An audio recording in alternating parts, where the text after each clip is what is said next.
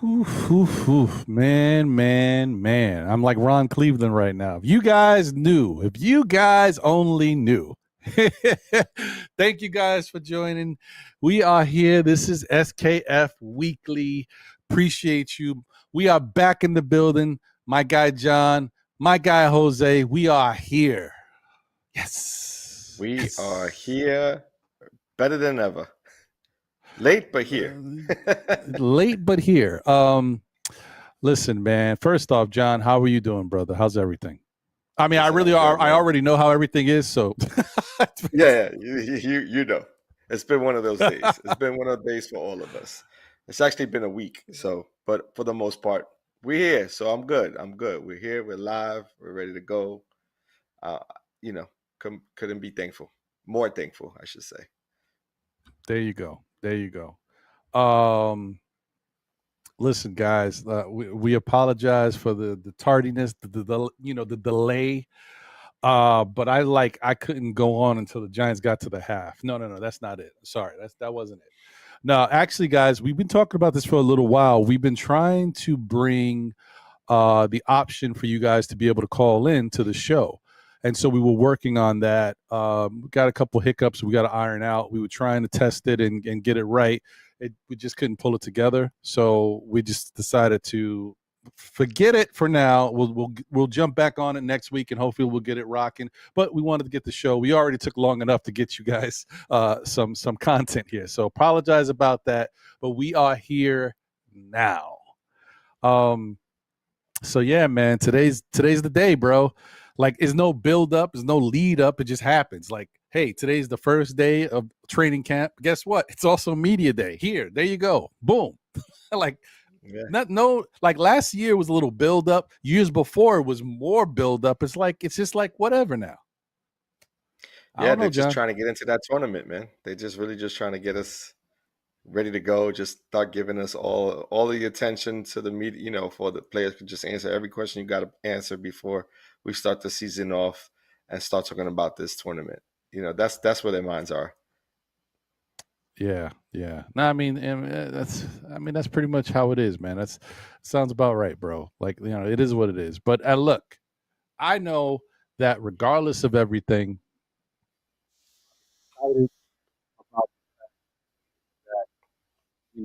Knick basketball again.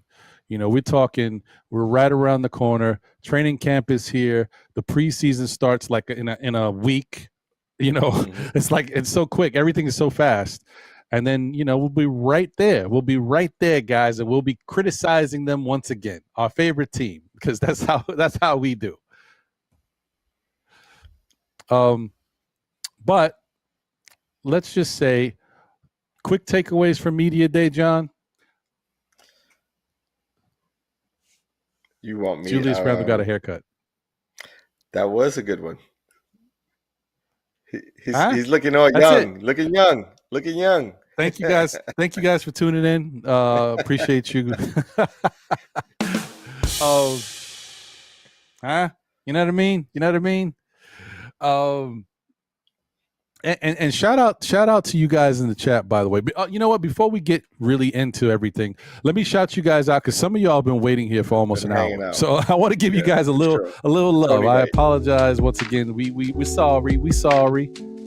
Hey, okay. I see Walter Blackman in the building. Salute my brother. David L is here. Dwayne Dennis is in the building. Mega NYK is in the building. We got Kareem Grant in the building. What up, twin? Who else we got? We got Craig in the building. What good, Craig? Delano Steele Jr. is in the building. Salute, my brother. Brooklyn Butch is here. Appreciate you. Delano Steele just put something on. You heard what he put? You see what he put? Babyface overrated. Oh, man.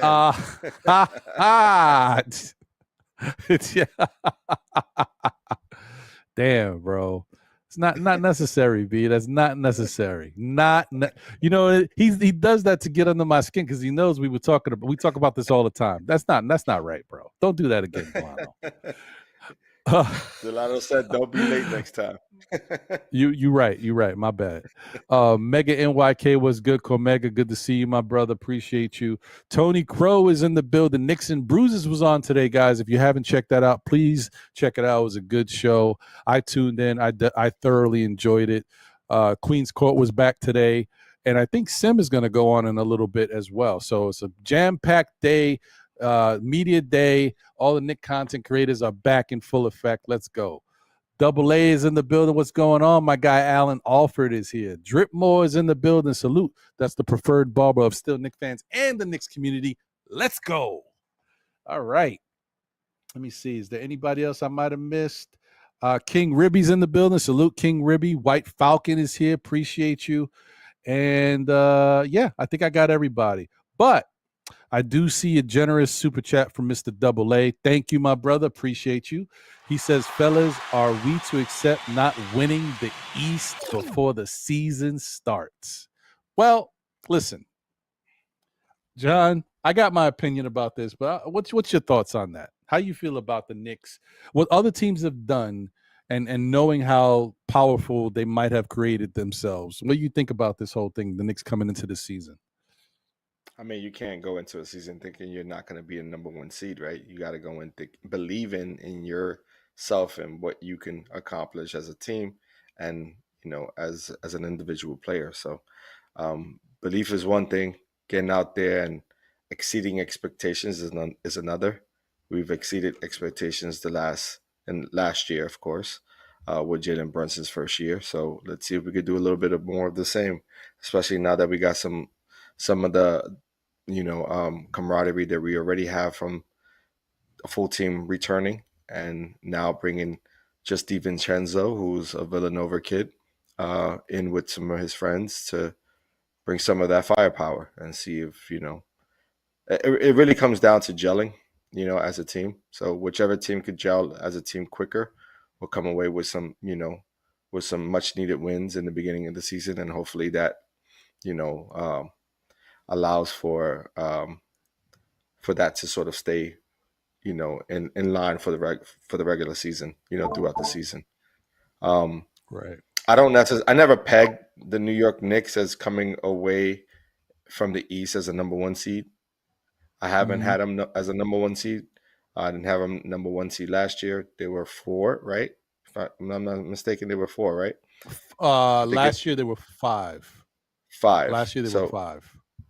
If they came away with 5, I'm expecting them to be top 3 this year. So it's always about, for me, it's always about progression. So just getting a little better. And if they come away with the 4th seed, that's a win. That's exceeding expectation. I mean, I don't see why your expectations will be number 1 in the East. I wouldn't have pegged them for that. How about you, Ron? What are you thinking? I know I was thinking about this actually earlier. Then thanks once again for the generous super chat, Alan. I was thinking about this earlier because yesterday there was a lot of upset Knicks fans.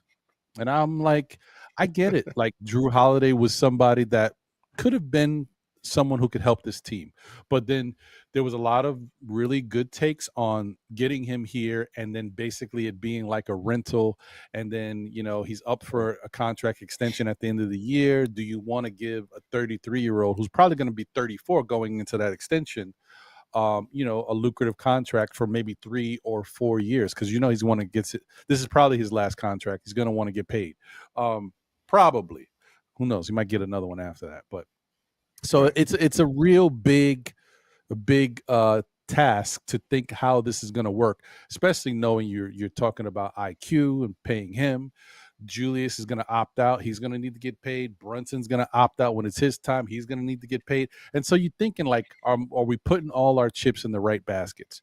Now, that being said, Drew Holiday is a special player, and he definitely would have helped the Knicks.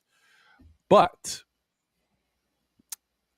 going into the season, before I even heard about Drew Holiday being available, I didn't think the Knicks were going to win the East. I didn't think the Knicks were going to be number 2. I didn't think they were going to be number 3. I thought they were going to be number 4 or 5. And I said, if the Knicks play out of their mind and really like lock in, RJ has a great season. Quickly has a good season.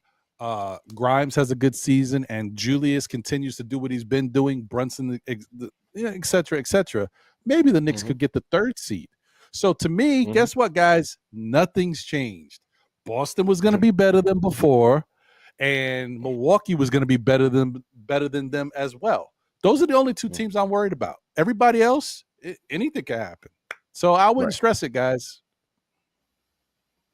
Yeah, I'm sort of on the same boat.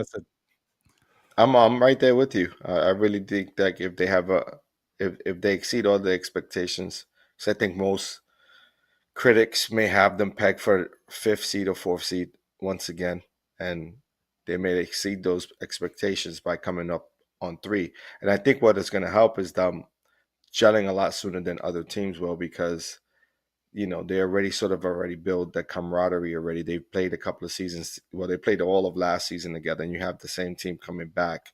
And then you have a couple of key players in there who just know, or they sort of play off each other's game really well, especially the Villanova guys. So I think we're going to be in good shape. And every year comes, there's always something that comes that's different, that comes this brand new to the Knicks, and there's like some new twists and turns throughout the season. But I think for the most part, we all know that Thibs has his teams ready to play. They're well coached. They understand what they're going to do defensively, and then it's just on the players to execute. Yeah, agreed. And then really quickly before we move on, the other thing to think about too, guys, is look, yes, on paper, Milwaukee looks great. Celtics look great. But guess what? Last year on paper, Milwaukee looked great. They won 58 games. They were the 1st seed in the East, and they went home in the East in the first week, in the first round. So you just never know what's going to happen. Boston could go out there. Porzingis could get hurt. Knock on wood. That's not what I'm wishing on the guy. Anything could happen, though. Porzingis could get hurt. Or even if everybody's healthy, guess what? You don't know if everybody's going to gel. You don't know if they're going to run back into the problem. Remember, not too long ago, was it 2 years ago, 2 years removed, they had chemistry issues. Remember, Tatum and Brown couldn't get on the same page? Marcus Smart had to have a players meeting and come out and say, you guys got to get it together, and the coaching staff needs to figure out what we got to do here because things aren't working. And then they turned it on. So now you're throwing Drew Holiday in the mix. You got rid of a disgruntled Malcolm Brogdon. You're throwing in KP in the mix. These are all talented guys who want the basketball. So it's going to be very interesting to see how they manage all the personalities, manage that one basketball, and figure out how to make it work. It's not set in stone. You could put tons of guys on a team, but you have to figure out how to make it work. Plus, the coach has to figure out how to make it work too. Don't forget, this is not Udoka. So we got to see. I mean, there have been teams in years past that have really good teams on paper and just didn't mount to nothing, right? Like, so they didn't really like showcase. I mean, even the Lakers going into last season looked like, okay, they brought in Westbrook. Everyone thought they were going to be in the runnings, and then it kind of all went differently, and then they had to trade off Westbrook. So I don't know. You never know what can happen. All I'm saying is before really last thing before we move on is anything can happen throughout the course of an NBA season. And Milwaukee and Boston can run through the league, right? Get to the playoffs, and a team can have a great game plan. Watch Milwaukee or Boston all year. Like, what's their kryptonite? What doesn't work for them? And if they execute the right way, you can take out anybody. So I get it. It doesn't look great for the Knicks as far as, doing something that you haven't expected, right? But it doesn't matter. All you got to do is play your games, get to the playoffs, and then it's anybody's game. Anything can happen. As we saw by Miami knocking out Milwaukee and Miami making it all the way to the damn finals. So, yeah. Yeah. Don't you dare. So yeah, it is what it is, guys. That's don't stress it too much, man. Anything can happen. Just stay. Guess what? In the end, we're still Knicks fans. That's all that matters. That's all that matters. All right, so media day was pretty much filled with a bunch of interesting little tidbits. But the first tidbit that I thought was quite interesting, a little spicy, y'all. Thibs was keeping it real. That's right, folks. Yeah. Thibs had to say some stuff. And you know what? Guess what? He's not wrong. He's not wrong. Because obviously it's media day, so they're going to try to ask as many questions as they can. They asked Thibs about the whole situation with Fournier and being, feeling the way he's feeling about necessarily, whatever. They didn't, however they phrased it, but he feels like he's being held hostage right now. The Knicks aren't willing to play him so he can be an intricate part of the rotation, and they're not, moving him, so he's stuck, which is fair. I kind of understand that. It's kind of messed up, but it is what it is. And Thibs basically said, it's like, look, we went 37 and 22 or something like that. I forgot the exact, but it was a good amount. Like, once he made the change, the Knicks became a winning basketball club, and, they went on a nice little streak, and, the numbers don't lie. He made that change and it worked out for the team. You could look at it however you want, but, at that time, he was a part of the problem. Do I think Thibs was right in not playing Fournier for the rest of the year? No. I mean, he did get in maybe a couple spot games, but for the most part, he didn't play. Do I think that was right? No. Do I think Fournier should have played in the playoffs against Miami when they were, lighting us up with all those threes and we had no answer? Yeah, I think he should have threw Fournier out there just to see if he could catch lightning. It's the playoffs. It's win or go home. Why not? But he didn't. So, and that is what it is. But obviously, as you can tell, Thibs doesn't care. So, I don't know, John. What do you think about that? Yeah, and listen, that's just what it is. It's his team to run. He's the coach. They named him the coach. And it doesn't seem like they're moving away from his philosophy whatsoever. They're bringing in players that he likes, guys that sort of are molded to sort of play his sort of game. So by all means, allow the man to coach this team. If Fournier, Fournier at this point doesn't have, he doesn't have a choice, right? He has to sort of sit and be a good teammate, and then at some point, hopefully, either he gets traded off to another team, because I don't believe the Knicks will buy him out.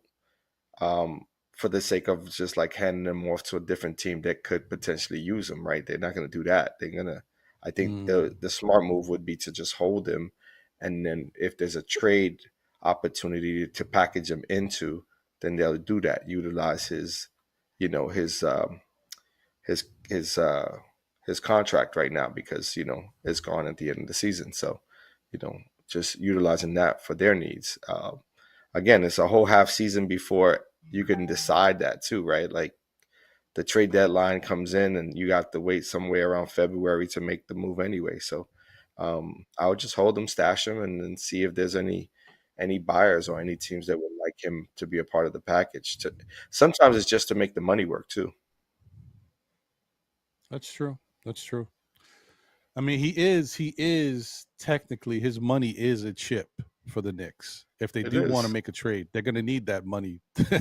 So right. It stinks, bro. It's kind of messed up. But this is the business. This is the business part of it. They're not the players don't like it, but this is the reason why a lot of the players, like for instance, Randall moved away from his old agent and went into a different agent, right? For this purpose alone. It's a business move. It's not impersonal. It's like, okay, I understand this is a business, and in order for me to get the best lucrative contract, I may have to shift gears, and that's what he's doing. And the same is going to happen for Fournier. Fournier got a decent contract out of this 2-3 years contract that he got. It wasn't bad. It was a serviceable contract for someone who was in the back end of his career, right? Like he's not he was not a stud, right? So he's a good shooter. He's a decent playmaker. The optics don't look good, bro. That's all. I mean, a lot of Knicks fans don't care, and the media's kind of moved on, but the optics really don't look good. If you look at the guy just broke the 3-point record for the Knicks, and then the next year he doesn't play. I mean, what are the optics? If you're looking at it that way, defense either, though.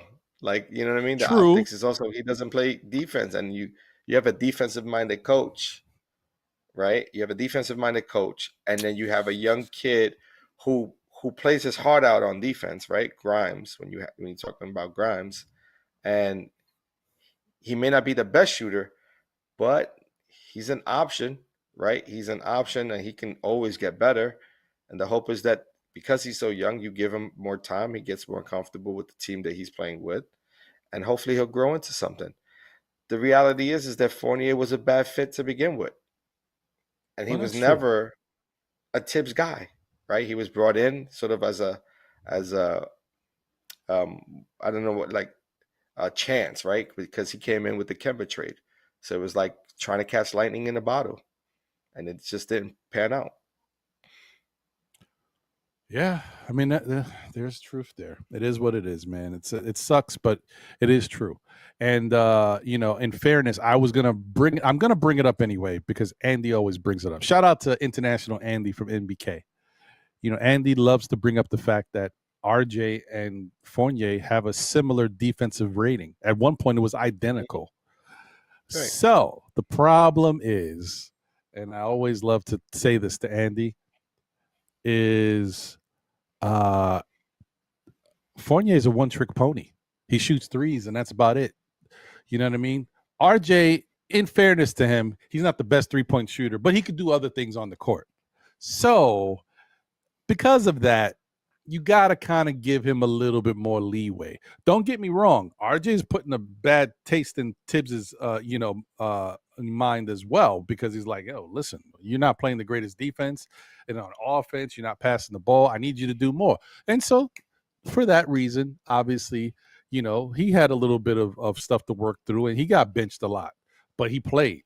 And my only thing that I'm going to say, and we can move on from this topic as well, is I just think that at some point, especially when we got into the playoffs and we had no answer, and you got a 3-point shooter on the bench, you could at least have tried to get him in there and see if you catch lightning in a bottle. That's it.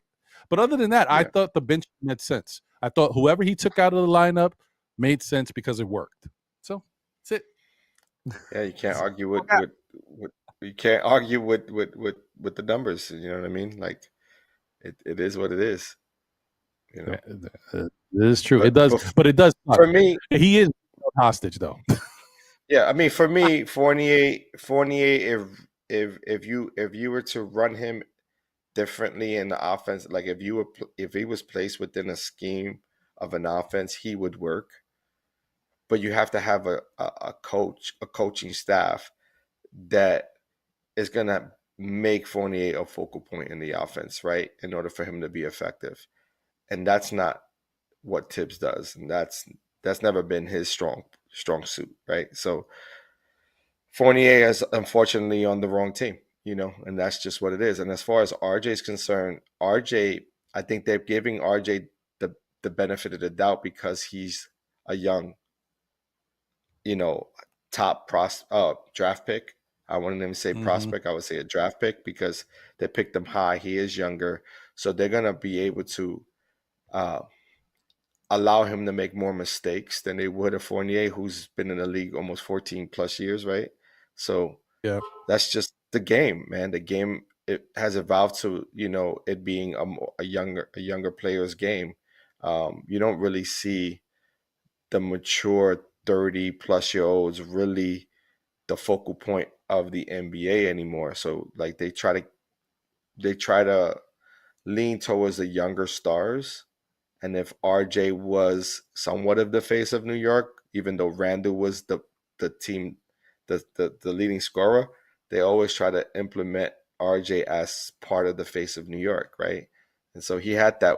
I mean, his second year, he had that run, right? And so they were kind of trying to make it his team, but he just wasn't capable of doing that.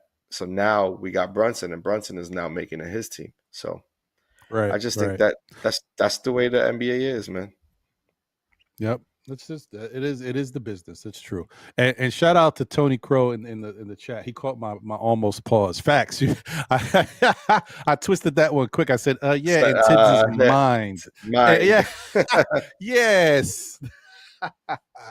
It's crazy out there these days, you know. Anyway, shout out to the chat once again. Thank you guys for tuning in. Please smash that like button and show your love for the show. We thank you for being here and rocking with us.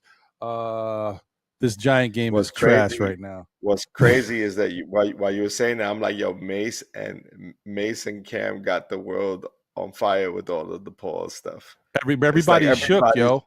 Everybody worried about it nowadays. We would say it in passing, oh yeah, hold on, pause. But like now it's just like everybody's up in arms around it. I ain't gonna do nothing anymore, B. I'm gonna go to work. I used to be nice to my boss. I'm like, yo, boss, you want some sugar in your coffee? Oh no, pause. No. I can't say nothing anymore. My bad, boss. Get your own coffee, bro. It's over. Shout out to Parrish Duggan in the building. Salute. What's good, Parrish? Appreciate you. Big L represent is in the building. Salute. How you doing, my brother? Hope you're doing well. Latrell Spreewell, the American Dream, is in the building. Salute, my guy. Keith Turner is here. What's good? Jet Life for Life is here. Let me see. I think that Bricks Nation is in the building. Appreciate you, my guy, as well. If there's anybody out there we miss, you know, it's not for lack of trying. Love all of y'all, man, for real. Okay. Next topic. So this is the one that's kind of tricky, right?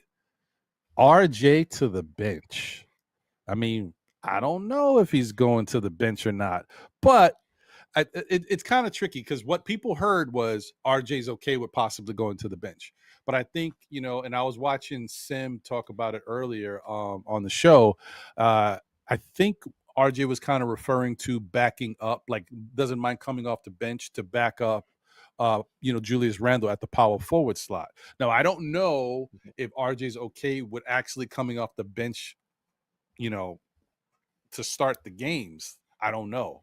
That's a whole nother. I mean, what do you think about that, John? You think, I mean, RJ does seem like a team player. It looks like he'll do whatever the team needs. But what do you think about that? Do you think RJ would actually be comfortable coming off the bench?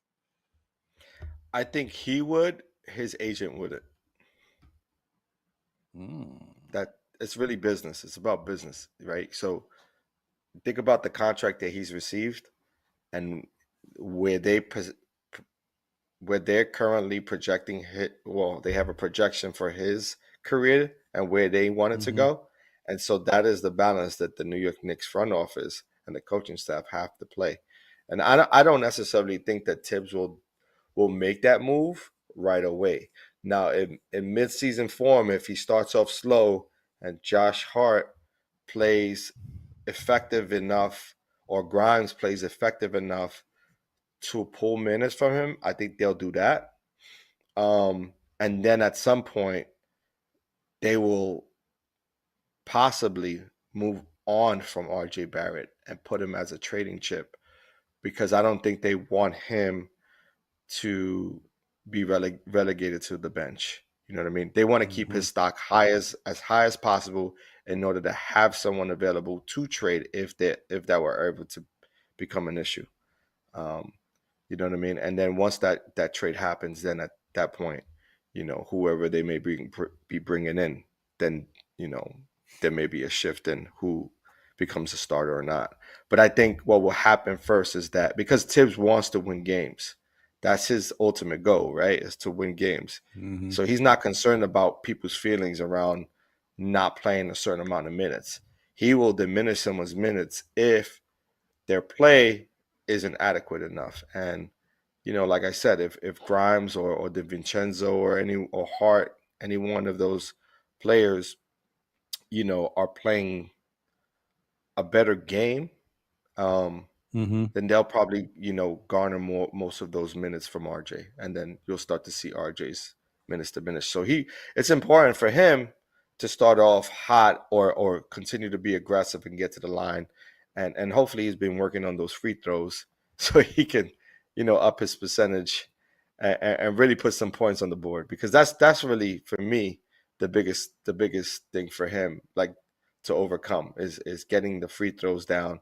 3-point percentage, I'm not too concerned about. I don't want him to shoot more than three-pointers a game. I don't think that's his game. I prefer him driving to the basket or hitting some mid-range, but getting to the free throw line, that's big.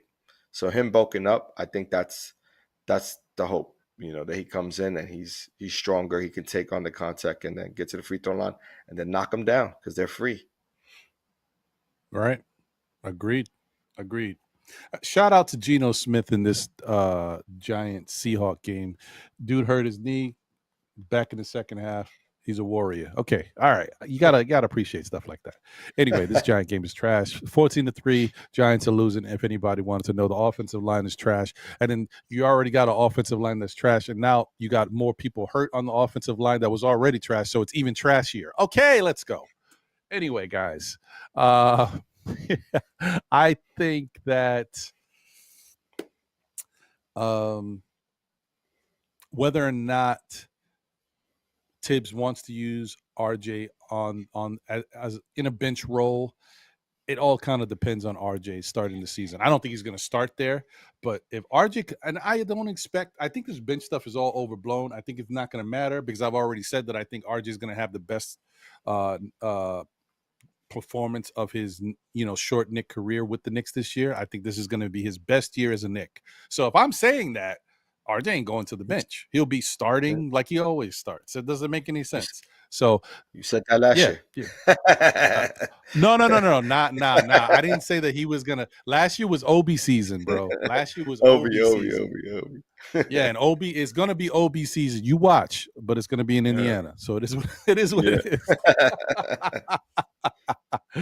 But yeah, I think RJ is gonna be fine. I don't think he might come in to spell Julius on rare occasions. But I think the Knicks have already got 3 guys that they can use in that power forward backup slot. They can use Hartenstein. They can use Jericho Sims. They've got Isaiah Roby, and they've got Nathan Knight. So they've got 4 guys that they could use there, and they can interchange and switch around. So I don't really think that this whole worrying about putting RJ or Josh Hart. See, that actually, you know what? This brings up another thing that I am a little worried about. I don't want Thibs to feel like he has to do that because he doesn't. Like, you do that in a rare situation. Yeah, that's the thing. This is why I get scared, John, because this is the same Thibs that told me that why am I forgetting his name now? See, out of sight, out of mind, bro. Is that Obi? Our point guard. No. Our point guard that we had that's with Detroit now. Dennis I'm getting old. Jr.? No, he wasn't. Thibs said he's the best option we have at point guard. Oh, God, what's his name? Help me, chat. Help me. Oh, he's Burke? with Detroit now. Yeah, Alec Burks. This is the same same Thibs that told me that Alec Burks is the best possible option we had at point guard. So I don't trust him. You know what I mean? I feel you. So we'll see. We'll see, bro. I just think that, I think he's going to match up depending on whoever we're playing and how they roll out their bench. You know what I mean? Because really, Julius is going to play the majority of the minutes, and so will Brunson. I don't see that changing. Mm-hmm. So It's really just pickup minutes, a few minutes here and there. So 8 to 10 minutes is really what they're trying to accomplish there. And then if you need to use an Isaiah Roby, it's really spot minutes. You know what I mean? So, I'm not really concerned there, to be honest with you, because Thibs likes to run a short rotation, and now you're giving him the option to do so. So why not? Even if you had to play Hart there for 4 to 6 minutes, he could hold it down, and I think RJ can too if needed. You know what I mean? So I'm not really concerned. It all depends on how the team, whatever the team you're playing is going to come out with. If they're going to go with a larger team out there, with some size, then I think he'll drop in a Jericho Sims or Hartenstein alongside with Mitchell Robinson. But I don't know. It's really about team rebounding. That's really what it comes down to. And if you get stops, that's all it. You get stops and then you get to run. What does it matter who's playing there? You don't necessarily have to have size. You know what I mean? You just got to have good team chemistry on the rebounding side. So, yeah, that's fair. I just think that they've got some flexibility, but he's just got to be able to. He's got to believe in his guys. Don't just like move on from them. Don't have a short leash unless the season starts off bad. You know what I mean? But just let guys rock a little bit. You know what I mean? I don't know. I'd rather have him short leash on Isaiah Roby than somebody who's a top 10 draft pick. You know what I'm saying? Yeah, but I don't want him to like not give Jericho Sims a chance. Like I want him to, let's see what Jericho can do before because this is it. Listen, if Jericho don't do anything meaningful this year, doesn't get valuable minutes, I don't think Jericho's going to be here much longer. So I'm just saying. Right. Yeah, no, I'm with you. I'm with you. But again, he's a good rebounder, and he's, if he can get better defensively, his lateral movement, then he may possibly garner some minutes. But this all depends on how he comes into this season, right? Right, 100%. Shout out to Wesley Robinson, all the way from Strong Island in the building. Salute to you, my brother. Thank you for being here. Also, thank you, Dunross Gallman. What's good, my brother? Hope you're doing well. He did say Alec Burks in the chat. Appreciate it. We got it, but I appreciate you came with the right answer because I was drawing a blank. And shout out to Amani the Great from Minneapolis. Appreciate you, my brother. I hope you are doing well as well. Next up. Man. Dante speaks, folks. That's right. Dante DiVincenzo, came to media day and basically knew he was going to get that question, like what made you feel like you wanted to be a New York Knick? And I think he basically said what is a great answer. Like, first off, he's 2 hours away from his family, so he's a lot closer to them. He liked what he saw from the Knicks, what they did last year, as opposed to some Knicks fans that can't see that we actually had a good year, but whatever. And, the Nova connection, he loves Jalen Brunson. That's his boy. And, and he also, the idea of being able to play with his Nova guys, that's also big too. But really, he went back to the whole point. Being 2 hours away from his family was very important to him. So I think that's pretty cool. And I think that's dope. And I wish that, we always complain as Knicks fans that sometimes, nobody wants to come here. New York is supposed to be the Mecca. It has everything. It has all this stuff. And yet we still can't get people to come here. And it's nice to see a guy come here for, good reasons, then reasons that make sense. It's about your family. It's about the connection to your Nova teammates. And it's also about the fact that the team actually did some stuff last year that you thought was good. And because he also mentioned, let me not forget that, he also mentioned that because of his options, because remember, he wasn't, I don't think, returning to Golden State. So because of his options that he had at the time, the Knicks did look like the better option from what he was, being told. So what's your thoughts on Dante and his reasoning for coming to the Knicks? Yeah, I think Dante was spot on. You know what I mean? Like he see, the thing what you're gonna get with Dante is you're gonna get a professional. You're not gonna get someone who's unprepared to answer these questions. He's gonna be prepared. He understands the game. He was Jalen Brunson's rookie in Villanova. Like, you know what I mean? Like, and he's a gym rat. So he knows the game. He knows the business. He's not. Everything he said is exactly what he should have said. I don't see anything wrong.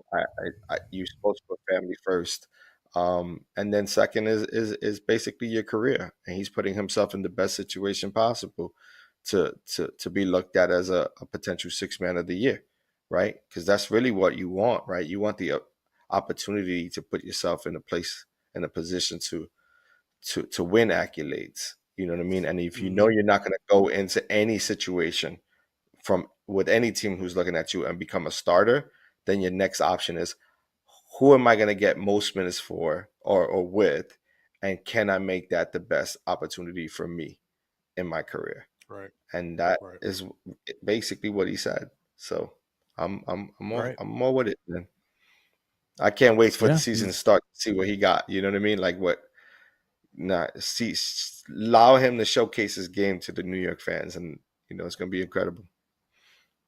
And not to be, I'm going back to the point, but it's just for another reason with regards to this. Once again, I know Knicks fans are a little upset because the Knicks haven't done a lot in this offseason, but because the Knicks haven't done a lot in this offseason, they made one change. They've kept a lot of the same people intact, the same system. It's the same chemistry, guys. And actually, it's a full year of Josh Hart. So we should come out the gate. And this is why I want people to think, like, I get it. These teams look like powerhouses. And don't get me wrong, it takes teams some time to gel. The first month to the month and a half of the season is when they start to really kick it in gear. But the Knicks got that first month to month and a half in the season to make their road. Like, they can jump out. I forgot John's phrase that he always likes to say when it comes to you gotta get fat. Gotta get fat. There you go. That's right. And the Knicks have a good chance to get fat early. So just keep that in mind, guys. Sometimes it's nice to add value if you can, but if you can't add the value, that chemistry and the fact that they were playing good, smart basketball down the stretch of the season, you got to applaud that and hope that translates into the beginning of this season. So, right, yeah. And so that brings me to the last topic that I really wanted to key in on. Obviously, we could talk about something else, but no major roster moves right now. And how comfortable are you as a fan of this team with the fact that we are going into the season with basically the same squad? We basically ran it back. I'm personally, I don't have a problem with that at all. I actually think it's a good thing. And I actually think this gives guys like RJ a chance to redeem themselves quickly, a chance to start off strong, and Grimes a chance to put people on notice. Because the more and more I'm watching how Grimes is working out, I'm feeling like Grimes is going to have a good season, bro. I feel like he's going to have a good season, bro. So listen, what's your thoughts, brother? I'm excited for it too. I'm happy that they're able to, bring back a full squad and keeping a team intact and not moving away from a lot of players. I think that's important to build chemistry. Will they miss Obi at times? I think they will. But I also think that DiVincenzo is a more dynamic scorer and could be someone who can handle the rock and take a little bit of stress away from. I know you just seen what I just been watching. Take a little bit of that pressure off of the guards, and I think that's going to be extremely helpful. Sorry, Ron. I just looked at it too, and I'm like, oh, you can't get to the red zone and just give it up like that. Wow. Yeah. Yeah. So you were saying, my bad, brother. I can't. Yeah, that was game over right there.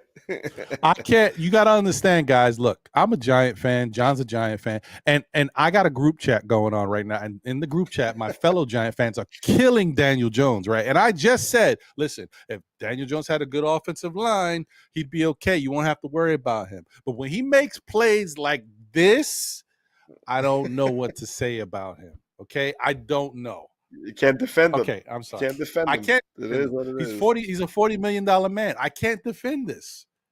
All right, whatever, man. Not in the red zone. Not in the red zone. After all of that, he's like me in Madden. I always throw interceptions in the red zone, right in the end zone all the time. But anyway, whatever. Oh my God. Okay, but yeah, bro. I think that. Oh man, even Dable's in his face, like, yo, bro. It is what it is. I think we're okay, guys. I know you. Some people are not happy about the fact that we're staying stagnant, but I think we're okay. I think we're going to surprise people once again. But I do think there's going to be some adversity. I do think that every year, they always hit us with this team got better, this team got better, and then at the end of the year, we've knocked those teams around. We did what we had to do, but as teams get older, eventually they do start to get better. So I do expect maybe in Orlando to improve this year. Maybe Detroit surprises some people. Like, you know, there's going to be some stuff that happens finally. So, you know, the Knicks got their work cut out for them. And, you know, another thing that I have to say right now, even though I am putting the Knicks that if they play great, they could possibly be third. I really do understand that the Cavaliers look like a good team on paper. The Cavaliers look better than the Knicks on paper. So technically the Knicks might have to fight with the Cavaliers as well. So you could be behind Boston, Milwaukee, and Cleveland. And I'm not even talking like Philadelphia. Who knows what's going to happen with them? We think they're all messed up and they got too much dysfunction over there, but you never know, man. Nick Nurse might bring the best out of them, and anything can happen. Lightning in a bottle. So right. Yeah, you know, to be honest with you, I'm banking on Milwaukee not being the number 1 seed. Mm-hmm. You know, I think they may take more time to gel because Dame needs the ball and Giannis needs the ball. So figuring out that chemistry where what Holiday, he doesn't need the ball to be effective. He can play off of his normal game and let Jaylen Brown and Tatum do what they do. So I think I see Boston at number 1, and I actually see Miami sort of pushing the elements there, and Cleveland, you know, with the Knicks. I think that's going to be really where, you know, that transition comes from, because I don't know. I think Miami coming off of this run, I think it's just going to, especially Hero coming back off of injury, I think they're going to just go right into it, and they're going to catch some teams by surprise too. Yeah, there's a possible chance. I mean, but they did lose Vincent and they did lose the Strus. True. So, but they find guys. They do get Hero back. They find a way. Guys. They find a way. They find guys. Trust. So yeah, I don't know, but I do think the Knicks are going to be. I think they're going to be overlooked. I don't think teams are overlooking them, but I think the public and the media is overlooking the Knicks and sort of what they can potentially be. And I think we're going to be in that race for top 3. I really do. I really do think we're going to be top 3, top 4. Yeah. Well, I definitely think we will early. I think we should be early. We'll see if they can hold on to it after that point. Shout out to, games, Richard right? David. Right, exactly. Shout out to Richard David in the chat. Thank you for being here. Appreciate you, my guy. Knicks One Today is in the building as well. Thank you for being here. Smash that like button, guys, if you haven't already. Show your love for the show. We appreciate it. I the other thing that I think that John kind of hit on that I think is very important is, even though Milwaukee got Dame Dollars, I actually do think Boston is the team that you got to worry about. I think Milwaukee still has some issues. Guess what? Dame Dollars don't play defense. Okay, I know he could score 40 points on you, but he's going to have to, because he don't guard nobody. So they're going to be going back and forth, right? And then the other thing, which to me is still the biggest issue for Milwaukee that they haven't addressed yet, Middleton. If Middleton ain't right, they're still in the same spot, because Middleton is the key. He's the X factor. If Middleton is healthy and playing right, they are a problem. Right. If Middleton ain't but there right, aren't enough basketballs to go around. Dame is going to want to put, Dame is going to want to be Dame, right? Like, his game is predicated on him having the ball in his hands. You know what I mean? He's even said it. He's come across and said, yeah, I got to be at the focal point. Like, I like playing with the ball in my hands. He stated it. Giannis is that way as well. Middleton is a great player off the ball, but he needs to also get his spots. He needs to play within that mid-range and then be allowed the flexibility to move and play off his, you know what I mean? Like, the way he likes to play. But you're expecting all of them to get the same kind of touches? That's not happening. It's not happening. So either Giannis is going to have to take a cut or do other things, which he can, because he he's capable, but will he want to? I think he's going to have to be the ultimate sacrifice. He's going to have to play the ultimate sacrifice. He has to do what Curry did when Durant got there. That's what Giannis is going to have to do. He's got to play the Curry role. He's got to, you know what I mean? That's fair. Yeah. Yeah, I think you're right. That makes sense to me. I can rock with that. That actually does make sense. Yeah.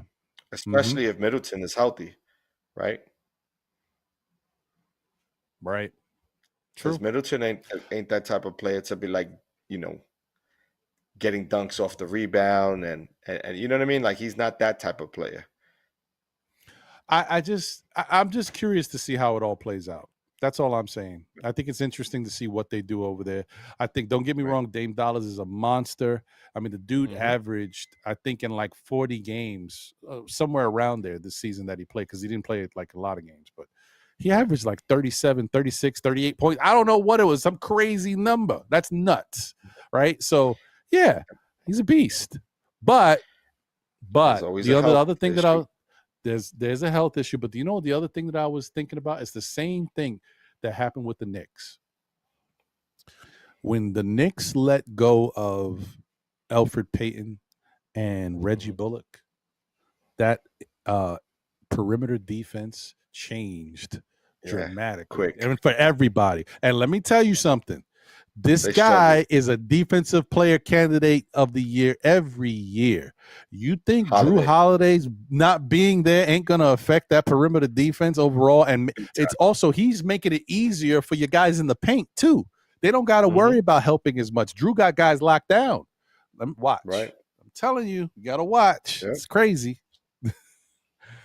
I'm telling you, we saw it firsthand, bro. Shout out to Nick Yak in the building.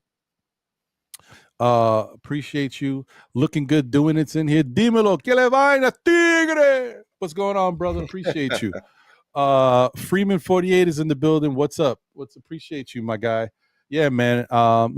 Thankfully, today was media day, and we do have some stuff to talk about because this Giant game, I'm ready to turn it off. That's how mad I am. I can't even look at this 21-3 to the frequency. I already turned. Proud of you, brother. You got more good willpower.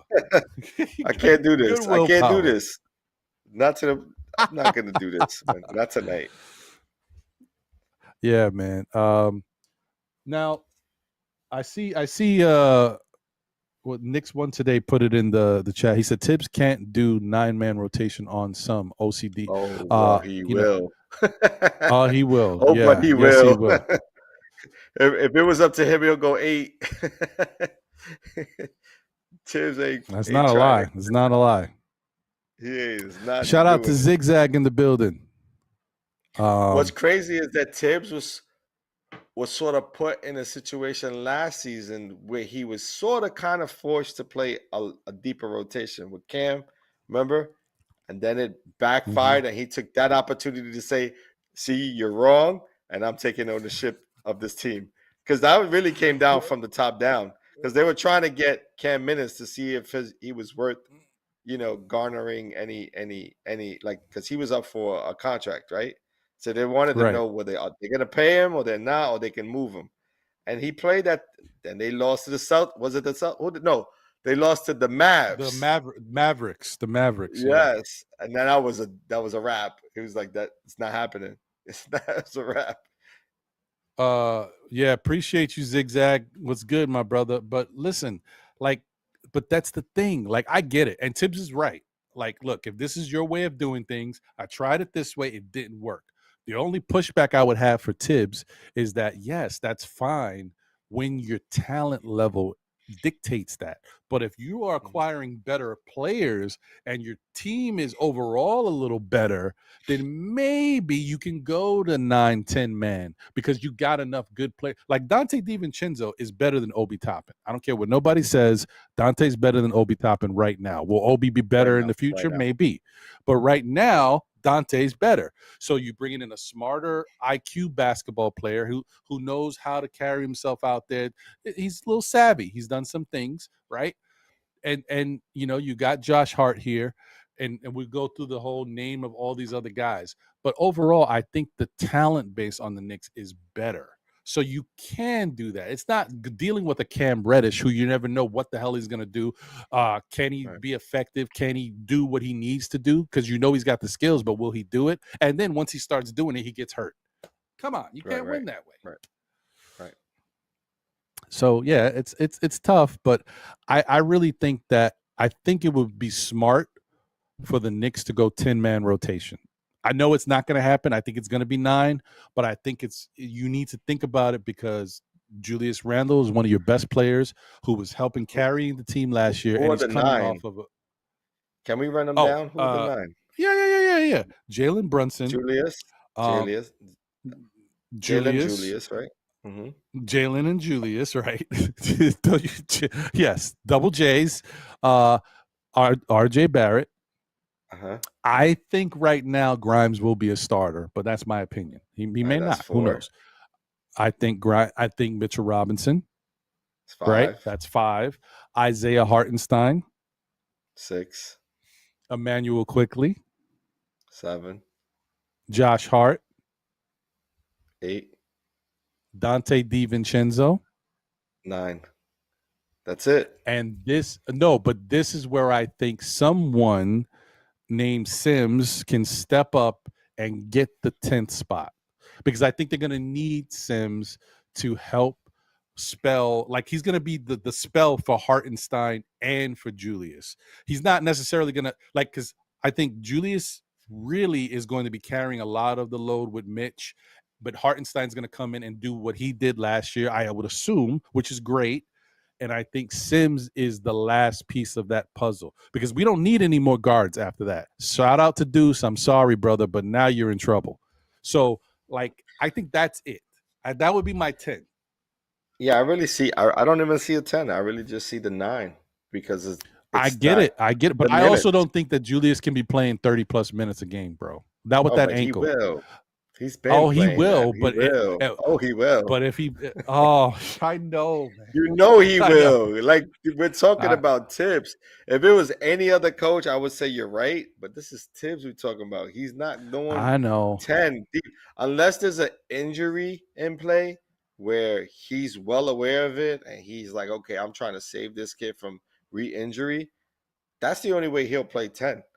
And I don't even think he would go that route. He'll probably just sit the guy out for a couple of weeks and hope he recuperates.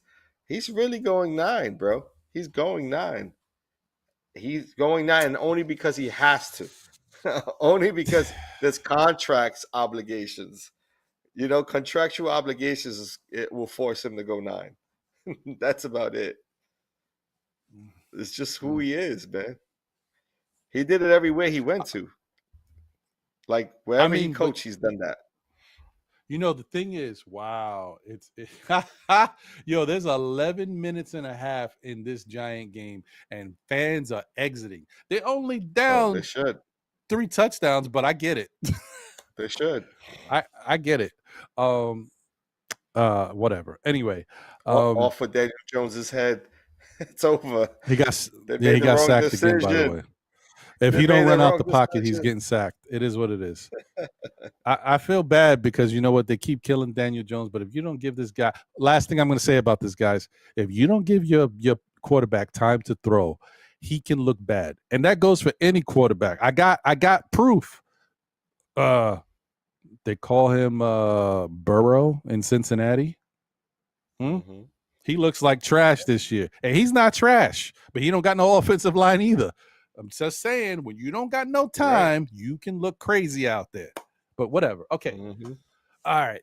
And then you get the happy feet. And that's how you make bad throws, like with the interception he threw. Because you're used to not having time. So you think you hear the footsteps even when nobody's there. It was his own player. He's like, oh, I see him. He's coming. No. Pause. It was the running back, right? Yeah. It's crazy. You heard the running back, Rihanna. Nuts. Okay. I don't know, man. This is too much. But yeah, we'll see what happens, guys. It is what it is. But that was what I was going to say. The last thing I was going to say about this before we get out of here, because even I know we're cutting the show kind of short, but it's late. You know, we dragged it out a little bit. Sorry, guys. If you're right, John, and I can't even get Sims to be the 10th man, then how are we ever going to see Isaiah Roby or like I can't even name anybody else. I can't. Or Knight. You're never going to see him. You're never going to see them. Those guys were brought in for practice. They were brought in and in case there's injuries. That's basically, you need depth chart. You need guys to play against guys in practice, and you need the depth, because to be honest with you, if Hartenstein got injured tomorrow, the Knicks are looking. They're looking for someone. That means some people are going to get moved. So, like, those guys are not going to see the court unless they can prove in practice that they're capable of being a player that they can count on off the bench. And that means be ready at any moment's notice, because once your name is called, you got to be prepared to make a statement, when you're on the court. So I don't see it. I don't see them getting played. I will say this. I expect Sims to push that 10-man rotation early.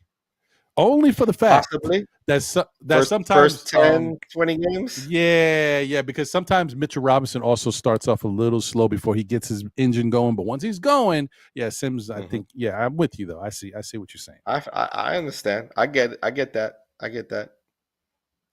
I just don't not for the full season. He ain't doing that. Yeah. I see Knicks 100. I know. Early foul trouble. Sims may get some play. That's true. Early foul trouble. That's another caveat. Foul trouble. Yeah. Foul trouble. He may get some play, but outside of those things happening, don't rely on it. And I nothing to be said about the kids' games. Like, they probably are really solid. Isaiah Roby, there's some talent there, I'm sure. Knight, and I'm sure if you go back and you can find some clips of them, I'm sure they all made it to the NBA because they got skills. You know what I mean? Like, you don't make it to the NBA if you ain't really that good. So, but you're talking about a team that's stacked with players that are under contract and under Thibs' sort of tutelage. He's gonna play who he is comfortable playing, and he generally wants to play a 9-man rotation, and I think that's just what we're gonna see. And if he has to play Hartenstein in combination with Robinson, he'll do it. If he has to make the combination of Josh Hart, and Hartenstein and Robinson, he'll do it before he brings in anybody else. He will. That's not a lie. Unfortunately, that's not a lie. So I can't argue with you there. Yeah, because remember, Hart is as a guard, he rebounds better than most power forwards. As a guard, it's not a dude. Hart. Let me see. I just want to say before we get out of here, because I just think this is the most ridiculous thing ever. Hold on one second. Stats. Josh Hart. Oh my God. Yeah. Josh Hart averaged 7 rebounds per game last year. He averaged 6.2 for his career, right? This is how disgusting some of these bigs are. I don't care how good you are. I don't care what you're doing out there. This stuff is disgusting. I just can't. Hold on one second. I just got to. This is always my go-to. I love bringing this up because it just doesn't make any sense to me. 7 rebounds per game for Josh Hart. Jaren Jackson Jr., 6.8. Like, what the hell is going on here with these bigs, man? Right. What is happening? What is happening, bro? I don't get it. How can you tell me you're a big in this league and you can't rebound more than 7 rebounds a game? What are we doing here? Whatever. Okay. All right. I'm done. Anyway, John, pleasure as always, my brother. Once again, guys, I thank you guys for tuning in and rocking with us. We're sorry for the delay. As if you're just tuning in now, please smash that like button on your way in, smash that like button on your way out. But we were very delayed tonight because what we were trying to do is set up a call-in line so that you guys could call in tonight. And, it didn't necessarily work out the way we wanted to, but next week we're hoping to get it running. So stay tuned for that. And we look forward to hearing from all you guys who might want to call in, because I know you've been asking for that for quite some time. We're hoping to get it running for you. So please stay tuned. Absolutely. John, any final words, my brother? as we always close, thanks again for having me on. Appreciate all of you in the chat. Stay blessed, stay safe, and looking forward to the next one. That's a fact. That is a fact. Knicks 100 said, how he going to rebound shooting threes? That's a fact. Anyway, well, not for nothing, Karl Anthony Towns finds a way to get it done. All right. When he's healthy, he's out there. He's a good rebounder. So he finds a way. Just saying. Shout out to Cam from the Kickback. Appreciate you. Anyway, guys, thank you as always for being here. We appreciate you. As I always say, tell a friend who tells a friend who tells another friend. Still Knicks fans, we'll be back again, whether it be on Monday nights at 9 p.m., usually for SKF Weekly with your man Ron and John and my brother Jose in the back, holding it down on the ones and twos.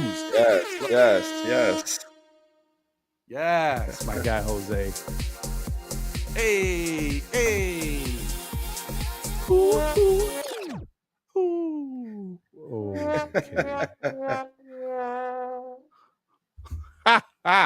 And guys, don't forget, the season is about to start. So you know what that means, right? Predictions will be back, and I will lose again. And I will lose again. So we got that going on, right? And we also have Thursday nights, right, for the NBA wrap-up. That's right, folks. It's the hottest show on TV. All the boys and girls are talking about it. The NBA wrap-up, 8:30s on Nothing But Knicks. Thursday nights. Half the show is the NBA. Half the show is the hip-hop. Listen, if you guys haven't checked the last show, we had Don Michael Jr. on.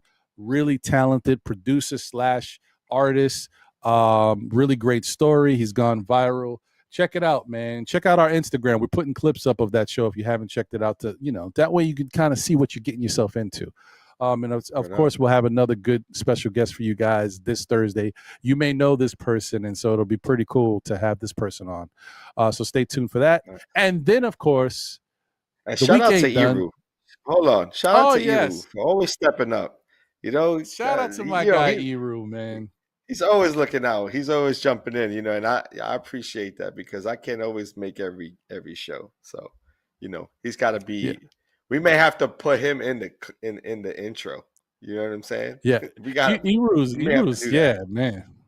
And he knows his hip hop. He knows his hip hop. Daddy does. That's MBK fan, man. We all come together, bro. We're like Voltron. So. Don't forget, Know the Ledge, 11:30s on Saturdays. Appreciate you guys, man. If you want to come on the panel, that's the show to do it. So we're hoping to get you guys to be able to call in for shows, but also if you want to be on the panel, Know the Ledge on Saturdays at 11:30 is your time to shine. And this past Saturday was a great one. We had a lot of good guests, and we had the reappearance of Josh, aka UncleFoolio, who's been off the grid for a minute, so he made a nice appearance on Saturday. So anyway, nice. All right, guys, listen, thank you guys once again. Have a great rest of your night. This Giant game is over. It is trash. Daniel Jones is running for his life. He's kicking it into after gear right now. I just hope he doesn't get hurt. Knock on wood. But yeah, man, thank you guys. We appreciate you. We'll catch you on the next one, man. Hopefully it'll be better. And we'll just keep getting better because guess what's coming? Season 4, guys. That's right. I love to unveil the season. Season 4 is coming, guys. So stay tuned for that. Yeah. All right, man. So take care. Have a great rest of your evening. We out.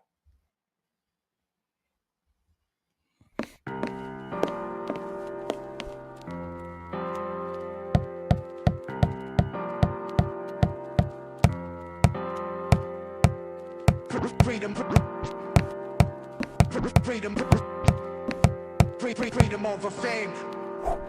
Freedom over cycle stays the same.